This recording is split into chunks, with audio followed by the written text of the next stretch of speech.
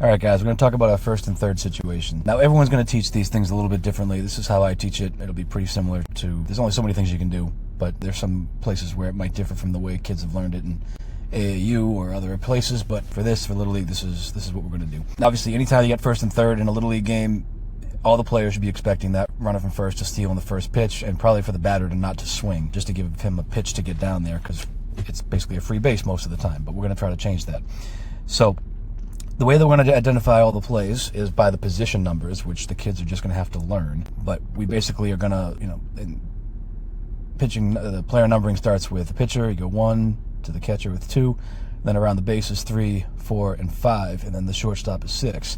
Don't worry about the outfielders, not relevant for this video, but that's what they are. So this is just, again, the kids have to learn the numbers and know them pretty automatically.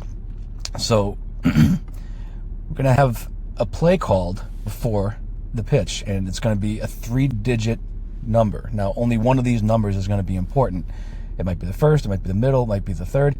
I might change it from game to game, but let's just, for this example, say it's going to be the first number. So if I call out 143, 1 is the operative number, so that's going to mean we're going right to the pitcher on that play.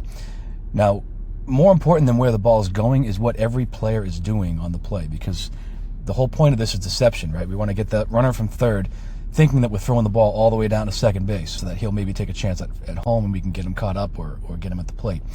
So if we call for a 1 to throw back to the pitcher, it's important the catcher pop up, throw it hard, big motion as if he's going all the way down to second base.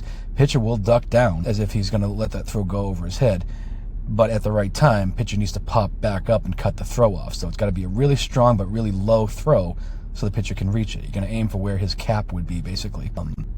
So that's on the catcher to try to make that look good, really sell it like you're throwing a second. And the pitcher is going to have to immediately catch that ball, take a look at third, and if you've got him off base by at least, 10 feet or so, you're going to charge at him, make him make a decision, and hopefully get him going back to the base and get a quick out. Now, again, everybody else in the infield has to be doing what they'd be doing on the rest of these plays, and we'll talk about that. But basically, you're always going to have the third baseman coming to cover the bag every single time, get behind that runner.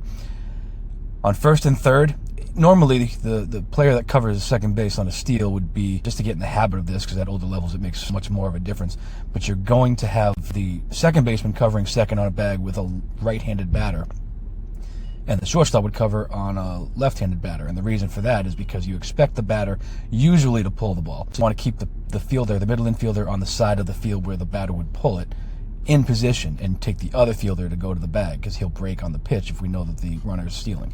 Now, with a 46-60 diamond, no stealing, no leading, I should say, that doesn't matter as much, but we still teach it that way to get the kids in the habit of identifying which middle infielder would cover the bag. But in a first and third situation, we are always going to take the shortstop to second base. Always. And the second baseman's job is going to be to cut into the middle of this grassy area here between the mound and second base. And again, doing this on every single play. One of the plays, we're going to actually have him cut the ball off. But even if the throw is coming back to the pitcher, or if the catcher's just going to pump fake, every single time we want these players moving in these ways. First baseman can come in here behind this runner if he decides to try to get hung up or not go anywhere. But basically, you want to make this play look the same no matter where the ball's going, so that we can keep a little bit of deception. So let's put these players back where they were, and let's talk about the second play, which is, like a 2 in the first digit. So 264 would mean ignore everything but that 2, and this just means the catcher's going to keep it, right? He's going to have to come up and pump fake. Again, make them think we're going to do something. So look at second base, really make it look good, but then hold the ball and take a quick look down at third base. If you got this runner coming down off the bag a little bit and you think you can get a throw in behind him, again, shortstop should always be coming in to cover the base anyways. Second base is always cutting into the middle. Shortstop is always going to go to the bag, and the pitcher's going to duck down. So on a 2, we're just going to pump fake. Catcher keeps the ball, take a quick look. This is probably the play we'll run most often with less than 2 outs, because it's it's difficult to get somebody out in this situation. Okay, we're going to once in a while try it when we think we got a shot. But if I call anything with a 2 in the first digit, that's going to mean catcher's going to keep it, and that's that. So then let's talk more about the middle infielders. So if I call a 6, it means that the shortstop's getting it. Now, where do we say the shortstop's going to go? He's always covering the bag for the steal. So that means we're throwing through. It's just, usually I'm going to do this with 2 outs, and we're going to hope to get the runner stealing. Maybe I got a strong catcher, good arm, and maybe a slow runner, or just we're going to take a shot at getting the out, get out of the inning, and not worry so much if we make a mistake or if the runner beats it. This run may score, and we're going to just take that chance. So again, still really important that the second baseman's cutting into the middle area here, and deke him. Try to make it look like you're going to reach up and cut that throw off, but then get out of the way and let the throw go through. But you want this runner at third to think that you're going to cut that ball off so that he stays close to the bag. That way, if we don't get the out at second, maybe you keep him close, maybe he doesn't steal and he thinks we're going to try to trick him. And so the worst case scenario hopefully would be that you just have second and third and still 2 outs. But yeah, sometimes we will just throw through and try to get the out there. So finally, the last play obviously would be a 4. So a 4 in the first digit, that means we're going to the second baseman. This is our magic play, right? This is what everybody loves to do in the game, and it's an old.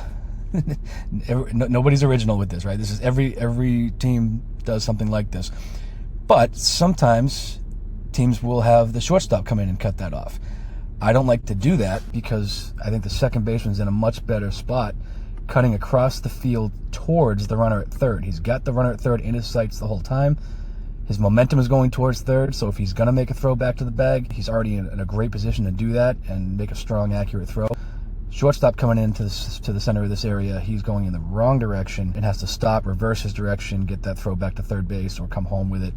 Some teams will do it, but I think it looks a little bit better with the second baseman cutting across. And again, the key is we just have to have the second baseman doing that every single time, no matter what, so that they don't know what we're doing and it would look the same no matter what play we're actually running. And one thing I'll mention really, really super important is if that second baseman's coming in to cut it off, he should fake like he's going to cut it no matter what the play is.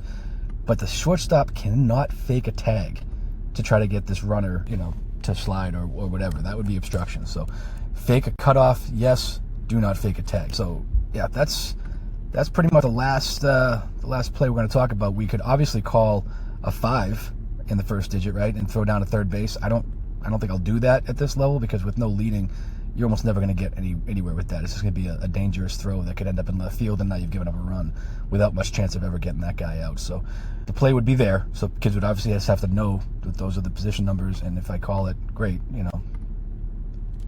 But I probably won't. We're going to go with pitcher, right, a hard throw right back at the pitcher. Catcher's going to keep it and pump fake, really make it look good, and then take a look at that runner at third.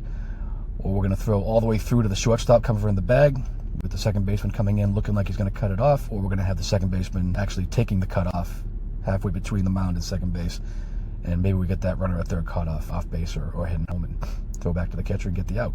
So that's the situation. Hope you guys enjoyed this video, and we'll talk about it more at practice, but just wanted to give kids a way to review it easily so that we can try to get this done in a game. Thanks for all you listen.